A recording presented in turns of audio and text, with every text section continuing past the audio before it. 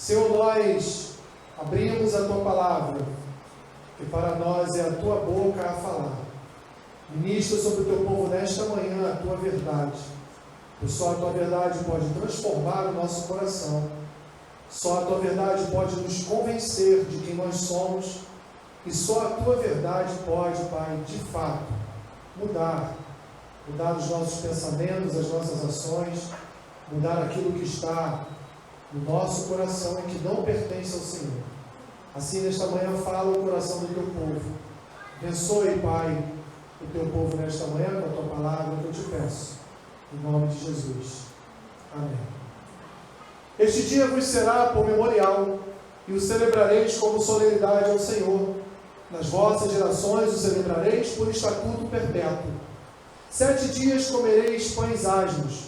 Logo ao primeiro dia tirareis o fermento das vossas casas, pois qualquer que comer coisa levedada, desde o primeiro dia até o 7º dia, essa pessoa será eliminada de Israel.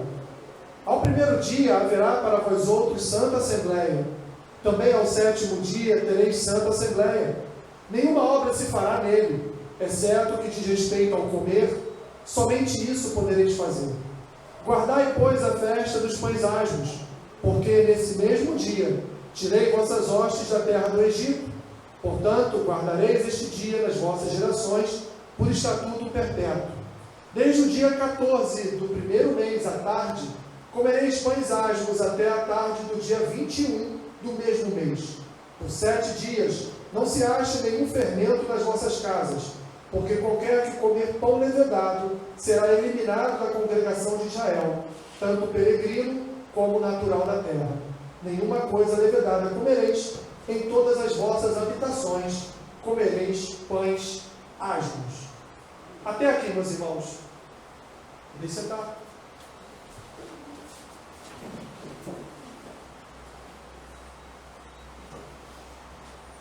Semana passada nós vimos a primeira festa, que na verdade faz parte de uma primeira festa no contexto geral. Porque na primeira vez que o povo peregrinava até Jerusalém para celebrar a primeira festa do ano, dentro desta festa haviam 3 festas, que era a festa da Páscoa, que nós vimos na semana passada, muito conhecida de todos nós, como vimos. Temos a festa dos pães asmos, que é a festa que eu vou falar a respeito hoje. E temos depois uma terceira festa, que é a festa das primícias. Estaremos comentando, falando a respeito na próxima semana. A festa dos pães asmos, meus irmãos, nada mais é do que uma continuação, uma complementação daquilo que nós conhecemos como Páscoa, como a passagem do anjo da morte pelas casas dos hebreus e, consequentemente, a morte para os primogênitos de todo o Egito. A festa dos pães asmos, ela se dá no mesmo dia, praticamente imediatamente após o comer do cordeiro, o aspergir do sangue nos umbrais das portas.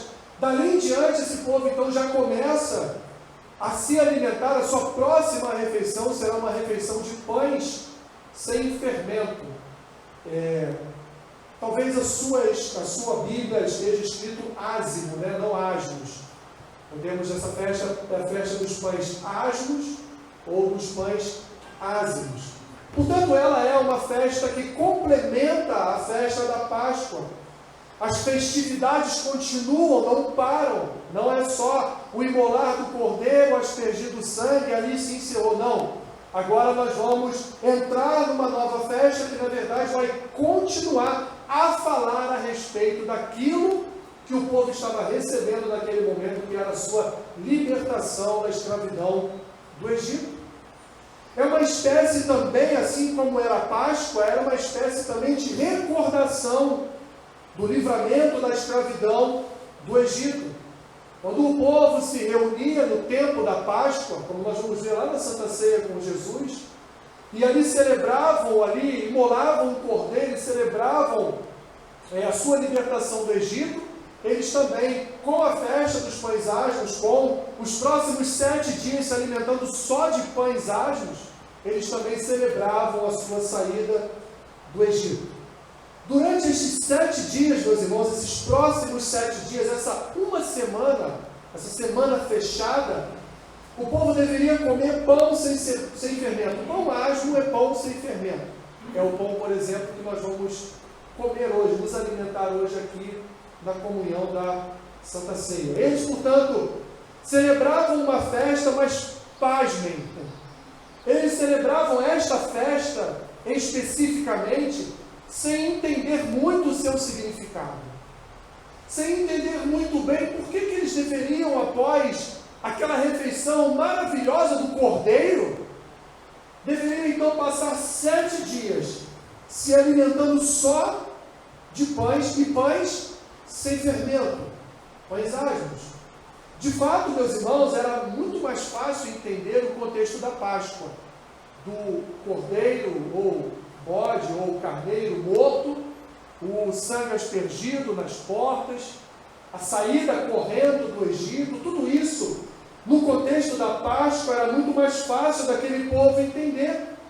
Mas o que aquele povo não entendia muito bem, e nós vamos entender nesta manhã o porquê, é como eles deveriam sair do Egito correndo. Lembre-se que eles comeram o cordeiro com o cajado na mão, com sandálias nos pés, já ali de prontidão, porque os egípcios iam expulsá-los, eles teriam que sair correndo dali, e nessa correria eles só poderiam então se alimentar agora desses pães. Por quê? Porque Deus não nos permitiu, por exemplo, imolar um outro cordeiro. Porque Deus não nos permitiu, durante esses próximos 7 dias de saída do Egito, de fugir do Egito, Deus não permitiu que a gente se alimentasse com qualquer outro alimento, ou até com pão, com fermento. Eram essas perguntas, meus irmãos, que o povo se fazia. Qual era o significado disso? Porque ao saírem do Egito, ao saírem apressadamente ali da escravidão do Egito e já em direção à terra prometida pelo Senhor, os pães asmos, meus irmãos, foram um único alimento disponível para aquele povo naquela primeira semana de caminhada para a terra prometida. Esse foi, vou repetir, o único alimento daquele povo. E vejam só, imagine vocês, uma criança, isso é muito de criança mesmo, né? Perguntando no 4º dia daquela caminhada e ainda a celebração da festa dos pães asmos: mãe, o que a gente vai ter para o almoço hoje? Minha mãe olha para ele: meu filho, vamos lá, vamos continuar caminhando, o que tu vai comer hoje é pão. Mãe, eu estou comendo pão há 4 dias. No 6º dia: mãe, e aí, o que vamos comer hoje? Já estamos aqui no deserto, já estamos quase que estabelecidos aqui, já podemos comer algo melhor. E a mãe fala: meu filho, nós ainda estamos dentro da celebração da nossa saída do Egito, e o Senhor determinou que até amanhã nós devemos comer pão sem fermento. Mas mãe, esse pão já está duro, já está envelhecido. É isso mesmo? É isso mesmo. Assim, meus irmãos, eles comeram durante os próximos 7 dias esse pão sem fermento, e quem não comesse desse pão sem fermento, quem comesse um outro alimento ou um pão fermentado, seria eliminado da congregação. E aqui o texto não deixa claro se esta eliminação da congregação era a morte, seria morto, ou se esta eliminação da congregação, eliminação da nação, seria apenas um expulsar do meio do povo. Essa pessoa não poderia mais fazer parte daquela comunhão, daquela nação, daquele povo. A coisa, meus irmãos, era tão séria que em Deuteronômio capítulo 16, versículos 3 e 4, Moisés vai chamar o pão, esse pão asmo, de pão da aflição. Experimente, meus irmãos, comer por 7 dias só pão sem fermento para você ver. Nos nossos dias, então, é uma aflição em tanto, né? Com tantas guloseimas que nós temos pela frente, com tantas coisas boas que nós temos aqui para comer. Eles lá não tinham tantas coisas assim, embora em algum momento da sua história eles vão lembrar das iguarias do Egito que eles comiam. Durante a dramática saída do Egito, meus irmãos, essa era a única fonte de alimento de que dispunha o povo, e por isso então Moisés vai dizer que é o pão da aflição, porque é a aflição de uma saída da terra, é a aflição do fugir daquela terra, é a aflição de um povo que está correndo para uma nova terra, correndo na direção de um deserto, correndo para sair daquela escravidão e vendo de longe ao longe o exército de Faraó vindo na sua direção, vindo tentar capturá-los ou matá-los, enfim, não permitindo que eles viessem a fugir. Um momento de aflição no meio daquele povo, um momento de terror, um momento de pavor, de fato, em que eles só poderiam se alimentar de pão sem fermento. Vamos nos lembrar que as festas trazem para nós 3 sentidos. Vocês vão até a 7ª festa, vocês vão gravar isso na mente de vocês. O sentido histórico, o sentido profético e o sentido pessoal. As festas falam de história, as festas falam de profecias e as festas falam para nós individualmente. O que as festas dos pães asmos, o que a festa dos pães asmos, então, meus irmãos, tem a dizer, por exemplo, dentro de um contexto histórico, que ela reflete de um contexto, de uma história do povo de Deus. Reflete a mesma história que a Páscoa reflete. Conta-nos que o povo um dia, por milagre e mão poderosa de Deus, foi liberto da escravidão do Egito, e durante os primeiros 7 dias de saída do Egito, o povo veio a se alimentar só de pão sem fermento, porque assim Deus determinou. Não explicou, mas determinou. Nos próximos 7 dias, pão sem fermento será o alimento de vocês, e isso será para vocês alegria, isso será para vocês um regozijo, isso será para vocês motivos de nos próximos anos, vocês logo após a Páscoa celebrarem também a festa dos pães asmos. Isso, dentro do contexto histórico, reflete, meus irmãos, a dependência do povo de Deus. Porque imagine vocês, após uma grande refeição como foi a do Cordeiro, o povo então estava agora sob a autoridade, sob a proteção, sob a guarda de Deus, porque nos próximos 7 dias o único alimento de que eles teriam à disposição seria pães. Então é um símbolo histórico da dependência de Deus, da dependência do povo de Deus no seu sustento. E aí, algum tempo depois, quando esse povo se vê lá no deserto, então eles não têm mais o pão, aliás, eles nem queriam mais comer pão, de tanto pão que comeram durante 7 dias, na verdade. Eles então vão a Moisés e perguntam a Moisés: você me trouxe o povo, trouxe a nós aqui para morrer de fome no deserto? Mesmo o povo tendo visto o que Deus fez nesses 7 dias, sustentando eles só com pão, o povo ainda assim, um povo de dura cerviz, um povo com o coração endurecido, como diz o salmista no Salmo 95, ainda assim esse povo duvidou do sustento do Senhor. Então, historicamente, meus irmãos, reflete a saída do povo de Deus do Egito, como é também a festa da Páscoa. No sentido profético, falando não só para aquele povo, no quesito sustento, ou seja, Deus é o Deus que sustenta, Deus é o Deus que durante a sua peregrinação até a terra prometida, Ele vai continuar sustentando, Ele vai mandar do alimento, Ele vai mandar das suas águas para que vocês não passem sede. No sentido profético, meus irmãos, a festa dos pães asmos, ela fala para nós também, para a sua igreja, que Deus é o Deus que coloca o pão diário sobre a mesa. Que Deus é o Deus que promove sustento sobre as nossas vidas. Tivemos hoje o exemplo, o testemunho da irmã Eliane, de como Deus se preocupa conosco, como Deus Ele abre portas de emprego quando nós mais precisamos.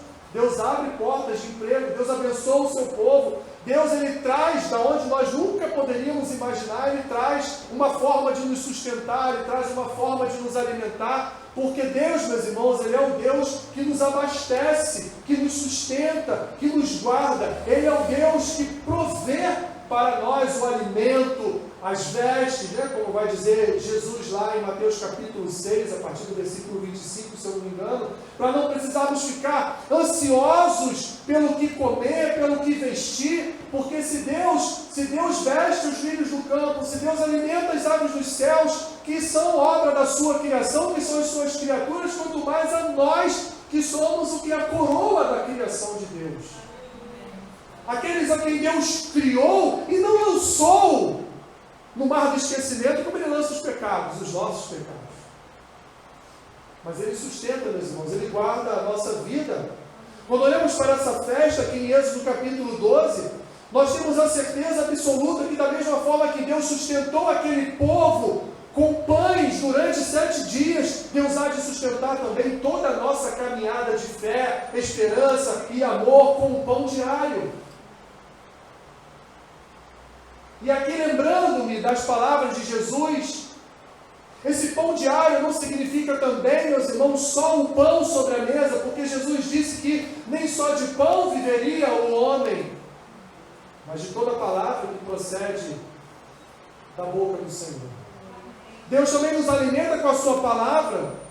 Deus alimentou aquele povo não só com os pães dos 7 dias, mas Deus alimentou aquele povo também com a sua palavra profética, usando o mediador Moisés para conduzir aquele povo para fora do Egito, em busca, em caminhada até a Terra Santa, até a Terra Prometida, porque Deus havia prometido a Abraão lá em Gênesis 12, e Deus agora cumpriria a sua promessa naquele povo, independente do tipo de alimento que eles viessem a comer durante 7 dias, durante um mês, durante um ano, durante 40 anos. O povo, quando entra, meus irmãos, em Canaã, quando entra na terra prometida, o povo está cansado de comer maná. Imagina 40 anos comendo maná todo dia. Não é fácil não, meus irmãos. Então, quando eles entram na terra prometida, a terra que Deus disse que dela manava leite, manava mel, terra de iguarias, terra de alimentos sem iguais, como o povo deve ter se fartado, meus irmãos. Por exemplo, olha o que o apóstolo Paulo vai nos dizer na sua primeira carta aos Coríntios, capítulo 5, versículo 6. Ele vai dizer para os coríntios: não é boa a vossa jactância. Não sabeis que um pouco de fermento leveda a massa toda? Aquele povo em Corinto, meus irmãos, era um povo que profetizava, era um povo que tinha dons espirituais. Aquele povo era um povo que falava em línguas, aquele povo era um povo que, se você entrasse naquela igreja, você veria ali o poder de Deus, você veria ali a manifestação do poder de Deus, você estaria naquela igreja e diria: essa igreja é a igreja que tem o poder de Deus. Cada irmão, cada irmã aqui que nós olhamos fala em línguas, profetiza e tem dons de cura, tem dons de operação de maravilhas, opera milagres, faz coisas tremendas. Mas é uma igreja cheia de fermento. Uma igreja orgulhosa, soberba, dividida entre Paulo, entre Cefas, entre Apolo. É uma igreja que passa a mão na cabeça de um filho que tem um relacionamento com a mulher do seu pai. É uma igreja onde as mulheres se vestiam sensualmente. Era uma igreja que, num ponto, era uma igreja abençoada com o poder de Deus, mas, num contraponto, era uma igreja cheia de pecados. E já com sombras de doutrinas heréticas ali no meio daquele povo. A igreja de Corinto se achava o máximo, a ponto até de desconsiderarem o apóstolo Paulo, a ponto de não darem razão às palavras do apóstolo Paulo, porque era uma igreja orgulhosa. simplesmente porque era uma igreja que profetizava, era uma igreja que conhecia a palavra, era uma igreja que tinha revelações, era uma igreja cheia de aparência de religiosidade. Mas era uma igreja com fermento, era uma igreja com muitos problemas na sua vida. Deus, meus irmãos, projetou, e vai dizer Paulo em outros textos, Deus projetou, Deus planejou uma igreja sem fermento. E o que é uma igreja sem fermento? É uma igreja vazia de si mesmo e humilde na caminhada com Ele. Deus estava mostrando para aquele povo no deserto, aliás, naquela caminhada, naquele período de pães asmos, que eles deveriam depender completamente do Senhor. Deus estava dizendo para aquele povo: olha, vocês estão saindo do Egito, porque nos umbrais das portas das suas casas estava o sangue do Cordeiro, um símbolo desta libertação, um símbolo agora de um novo viver, que vocês vão viver na minha presença. E não só isso, vocês vão comer por 7 dias pães sem fermento, para vocês aprenderem que o sustento vem do Senhor e não do seu braço forte. Para aprender que o sustento vem do céu, ele não é fabricado na terra pelas mãos de homens. Vocês precisam entender que eu é que dou o sustento, que eu que sou o Senhor que guardo, que eu que sou o Senhor que alimento, que eu que sou o Senhor que vou proteger e acompanhar o meu povo na sua peregrinação. E não são as suas ferramentas de guerra, não são os seus escudos de proteção, não é a sua gritaria, não é o seu pisar forte, não é o seu braço forte estendido que vai livrá-lo dos seus adversários, mas sou eu, o seu Senhor. E isso, meus irmãos, é profético para nós, porque é o Senhor que guarda a sua igreja, é o Senhor que protege a sua igreja, é o Senhor que move a sua igreja, é o Senhor que faz a sua igreja caminhar, é o Senhor que alimenta a sua igreja, não só com o pão que está na sua mesa todos os dias, mas também com o pão que é a sua palavra, com o alimento que vem do céu, com a Bíblia, com a palavra de Deus aberta, alimentando a nossa alma e dizendo para nós: você depende do meu pão. Sem o meu pão você não vive.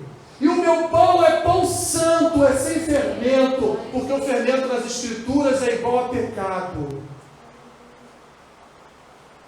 O fermento do Novo Testamento, ele significa pecado. Então Paulo diz para os coríntios: não é boa a vossa jactância, não é boa a vossa arrogância, a vossa soberba, o vosso orgulho, porque quem sustenta e põe uma igreja de pé é o Senhor. Não são os seus dons, não são as suas profecias, não são as suas revelações, porque tudo isso também vem do Senhor, e a hora que Ele quiser isso cessa, isso acaba, porque o sustento vem dele. Vocês vão comer pão sem fermento, querendo ou não.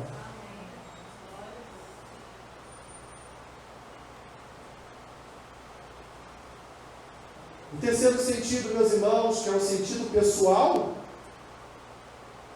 que dentro do sentido profético, nós já aqui invadimos um pouco o sentido pessoal dessa festa. Comer o pão asmo, meus irmãos, para aquele povo era o símbolo do socorro de Deus e de um início de purificação da nação, uma espécie de dieta espiritual.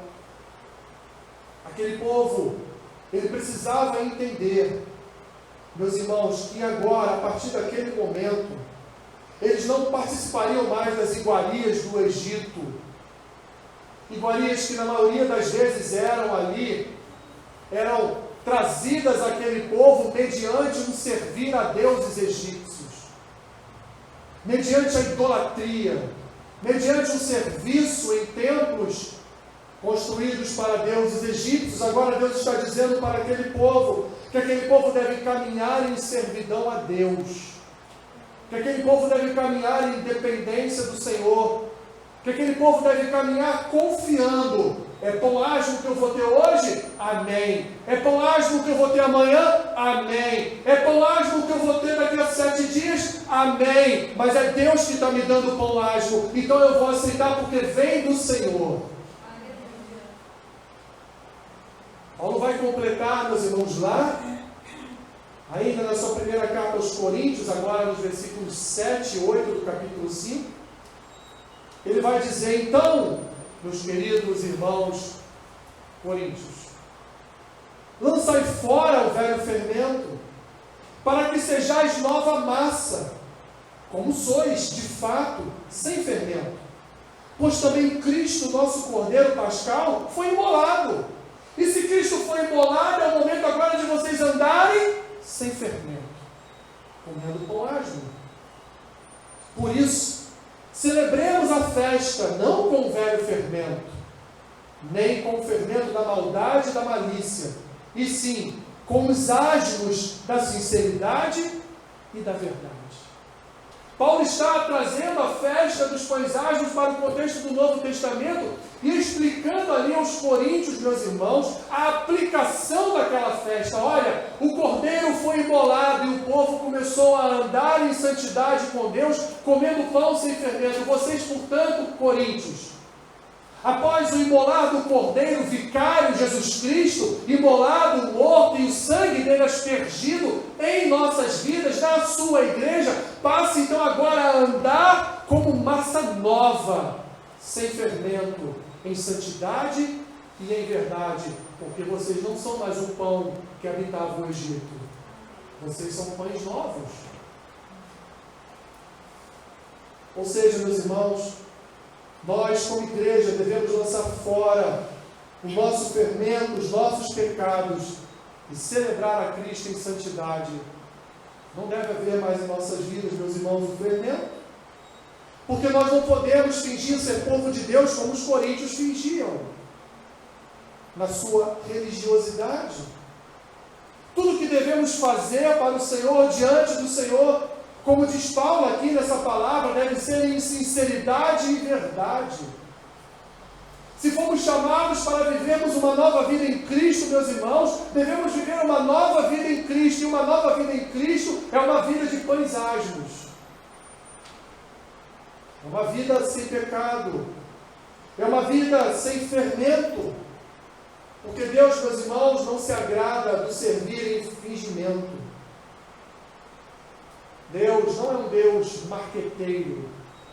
Deus não é Senhor de propagandas, meus irmãos. Deus não é Deus de outdoors. Deus é Deus de corações. Deus é Deus de mente transformada. Deus é Deus de ações santificadas. Deus é um Deus, meus irmãos, é um Deus sem fermento. E as Escrituras, elas nos falam de 4 tipos de fermentos. E é interessante isso, meus irmãos, porque a festa dos pães asmos, ela está mais viva no Novo Testamento do que até no Antigo. Nós vamos ver durante todo o Novo Testamento, seja nas epístolas paulinas ou nos próprios evangelhos, nós vamos ver Jesus falando de fermento o tempo todo. Nós vamos ver Paulo falando de fermento sempre que ele podia. Justamente para lembrar aqueles irmãos que quando nós estamos em Cristo, quando nós somos beneficiados pela obra do Cordeiro de Deus, pelo sangue aspergido sobre as nossas vidas, então nós passamos a nos alimentar do pão sem fermento, passamos a nos alimentar da palavra santa, passamos, meus irmãos, a andar sem pecados em nossas vidas. Por exemplo, Jesus vai dizer lá em Marcos capítulo 8, versículo 15, ele vai falar sobre o fermento. Teríamos aqui muitos textos para ler, meus irmãos, mas eu vou aqui registrar o texto e depois você faça a leitura em casa. Marcos 8,15, Jesus vai falar do fermento de Herodes. Tome cuidado com o fermento de Herodes. E o que é o fermento de Herodes? É o mundanismo. Herodes era um sujeito mundano, mas ele olhava para João Batista e ele tinha certo receio. Herodes era um homem mundano, mas ele era um homem que até certo ponto olhava para o Deus dos judeus e havia nele um certo respeito. Ele teve um pezinho atrás em determinar o degolar de João Batista. Jesus então fala para os seus discípulos: olha, tomem cuidado, para vocês não serem como Herodes, por exemplo, que tem o maior respeito pela religião, o maior respeito pelo cristianismo, mas se precisar degolar um crente, degola. Porque ele respeita muito mais aquilo que está no mundo do que aquilo que está nas Escrituras. Respeita muito mais aquilo que o mundo diz do que aquilo que a palavra de Deus promove em nossas vidas, como o pão sem fermento. Cuidado com o fermento de Herodes, meus irmãos, porque o mundanismo não pode fazer parte da Assembleia dos Santos. Aquilo que está no mundo deve ficar, não deve estar na igreja. A igreja, ela é contra aborto, contra a eutanásia, ela é contra tantas e tantas outras coisas que poderíamos aqui falar por horas, e que hoje são promovidas pela sociedade. Muitos crentes mundanos, aceitam como doutrinas para a sua vida. O famoso não tem nada a ver. Jesus, lá em Mateus capítulo 16, versículos 1 ao 12, ele vai falar a respeito do fermento dos saduceus. Cuidado com o fermento dos saduceus.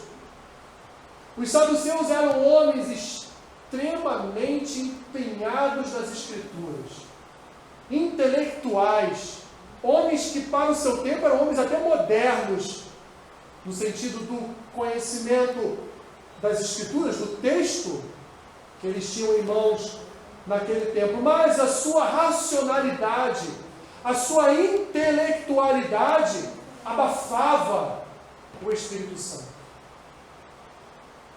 A sua muita razoabilidade, a sua muita razão, o seu muito estudo, e Salomão vai dizer em Eclesiastes, que muito estudar é muito enfado, O seu muito estudo, a sua muita razão, a sua muita inteligência, o seu muito intelectualismo deixava de lado as razões espirituais. Jesus vai falar a respeito como eu queria falar mais a respeito disso, meus irmãos, mas o tempo não nos permite. Jesus, lá em Lucas capítulo 12, versículos 1 ao 3, ele vai falar a respeito do fermento dos fariseus. Ah, fariseus! E lá Jesus vai dizer, sabe qual é o fermento dos fariseus? Jesus responde: a hipocrisia. Uma das piores coisas, meus irmãos, na vida de um cristão é a hipocrisia. Aquilo que ele pode fazer, ele faz, o irmão não pode.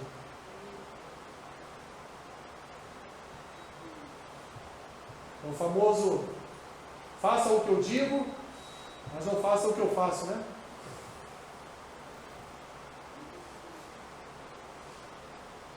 O crente hipócrita, meus irmãos, é um fermento perigoso para uma igreja. O hipócrita, ele é mentiroso, ele é fofoqueiro, ele é jactancioso, ele é faccioso, ele faz mal ao corpo onde ele está inserido. E por último, Jesus vai falar, aí não é mais Jesus, é Paulo, mas é Jesus também, Lá em Gálatas, capítulo 5, versículos 7 a 9, Paulo vai falar para os Gálatas a respeito do seu legalismo. O capítulo começa, o título está lá, Lei ou a Cristo. E Paulo vai falar dos legalistas da igreja da Galácia. Daqueles, de fato, que vale o que está escrito, mas vale o que está escrito sem piedade, sem misericórdia, sem amor, sem graça, sem Cristo. Aqueles que aplicam as Escrituras na sua própria letra mortal, na vida do seu vizinho. Mas o legalista nunca é legalista para si próprio.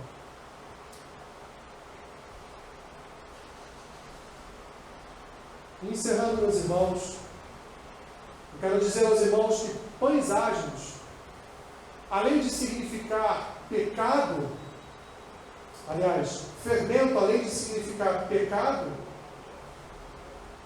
ele também vai significar ali uma transformação na vida do povo de Deus. Os pães asmos, na realidade, vão representar um lembrete para uma nova vida. Vamos voltar para Êxodo? Celebrar a Páscoa. Estão agora caminhando, saindo do Egito, comendo pães asmos. Aquilo ali está representando o quê? Eles estão caminhando para onde? Estão caminhando para uma nova terra, estão caminhando para uma nova vida. Quando você muda de endereço, quando você sai de uma casa e vai para outra, né? Você entra naquela outra casa nova, bonita, com novos objetos, com novas mobílias, e diz assim, vamos aqui começar uma nova vida, né? É mais ou menos assim que funciona. Foi assim que funcionou também para o povo de Deus. Eles estavam indo para uma terra que foi prometida a eles, por Deus, a um dos seus patriarcas, a um dos seus pais na fé. E agora então eles estavam se encaminhando para uma nova vida. Aquilo que eles viveram no Egito, eles não viveriam mais em Canaã. Não viveriam mais na terra da sua aflição. Na Páscoa, meus irmãos, o Cordeiro morre. Isto é Jesus. O sangue é vertido e colocado nas portas. Isto é Jesus. O povo comeu o cordeiro, juntos nas suas casas, junto às suas famílias, e ali receberam uma vida, receberam uma nova vida. Isso também fala de Jesus. Mas quando nós, meus irmãos, quando nós olhamos para o povo comendo pães asmos, quando nós olhamos para o povo comendo aquele pão duro já, depois de alguns dias, aquilo ali vai nos remeter à salvação, vai nos remeter à novidade de vida. Aquilo ali vai dizer para nós que nós não fizemos absolutamente nada para sermos salvos. Tudo quem fez foi o Cordeiro Santo de Deus. Os 7 dias, meus irmãos, dos pães asmos eram uma espécie de declaração da nossa pobreza, da nossa miséria, da nossa limitação. Declaração, meus irmãos, de que nós não podemos fazer nada, realizar nada, se não for por intermédio da obra de Cristo na cruz do Calvário.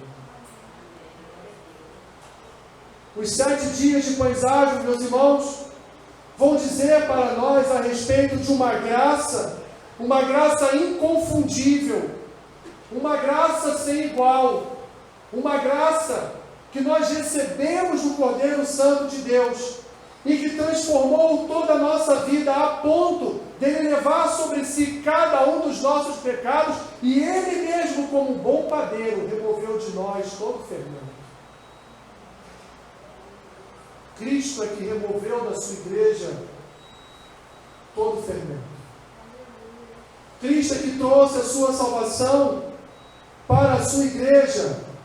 Uma igreja agora, meus irmãos, que não vive mais sob a escravidão do pecado, não vive mais sob a fermentação do pecado, mas uma igreja agora que vive na novidade de vida no Cordeiro, uma igreja que vive e depende do pão que desceu do céu, uma igreja que vive na dependência do Cristo, do Cordeiro vicário que morreu e agora nos conduz por tantos e tantos dias das nossas vidas, que representam os 7 dias de alimento de pães asmos sobre nós.